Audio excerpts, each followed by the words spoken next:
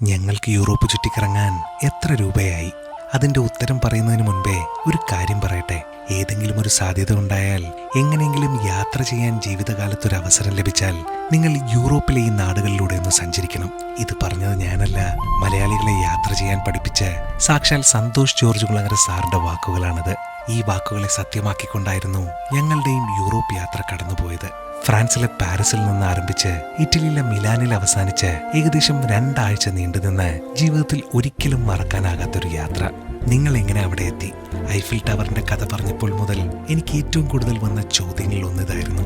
അതിന്റെ ഉത്തരം വളരെ ലളിതമാണ്.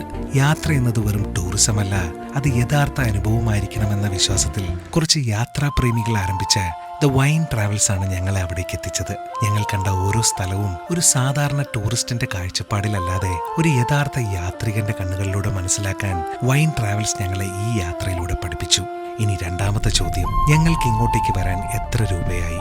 എല്ലാവർക്കും ഒരേ ടൂർ പാക്കേജ് നൽകുന്ന രീതിയല്ല വൈൻ ട്രാവൽസിൻ്റെത്. അതുകൊണ്ട് തന്നെ ഞങ്ങൾക്ക് പോകണമെന്ന് ഏറ്റവും ആഗ്രഹമുണ്ടായിരുന്ന യൂറോപ്പ് രാജ്യങ്ങൾ മാത്രം തിരഞ്ഞെടുത്ത് ഞങ്ങൾക്കായി പ്രത്യേകം തയ്യാറാക്കിയ ഒരു കസ്റ്റമൈസ്ഡ് ട്രാവൽ പ്ലാൻ ആയിരുന്നു ഇത്. അതുകൊണ്ട് തന്നെ ഞങ്ങളുടെ യാത്രയ്ക്ക് വന്ന ചിലവ് നിങ്ങളുടേതുപോലെ ആയിരിക്കണമെന്നില്ല. പക്ഷേ വെറും 95,000 രൂപയ്ക്ക് ഫ്ലൈറ്റുകൾ ഒഴികെ ബാക്കിയെല്ലാം ഉൾപ്പെടുത്തിക്കൊണ്ടുള്ള ഒരു യൂറോപ്യൻ യാത്ര വൈൻ ട്രാവൽസ് നിങ്ങൾക്കായി ഒരുക്കുന്നുണ്ട്. കൂടുതൽ വിവരങ്ങൾ അറിയാൻ അവരുടെ അക്കൗണ്ട് ഞാൻ താഴെ ടാഗ് ചെയ്ത് കൊടുത്തിട്ടുമുണ്ട്. പിന്നെ എനിക്ക് രസകരമായി തോന്നിയ ഒരു കാര്യം കൂടെ പറയട്ടെ. ഈ യാത്രയിൽ വൈൻ ട്രാവൽസ് പറഞ്ഞു തന്ന ഓരോ സ്ഥലവും, ഓരോ റൂട്ടും, ഓരോ റെക്കമെൻഡേഷനും എല്ലാം അവരുടെ സ്വന്തം യാത്രാനുഭവങ്ങളിൽ നിന്നുള്ളതാണെന്ന് പിന്നീടാണ് ഞങ്ങൾക്ക് മനസ്സിലായത്. അപ്പോൾ ഇനി നമ്മുടെ ഓണക്കഥകളുമായി ഉടനെ തന്നെ വരാം. അഭിപ്രായങ്ങൾ രേഖപ്പെടുത്തുക, കൂടെ വിമർശനങ്ങളും.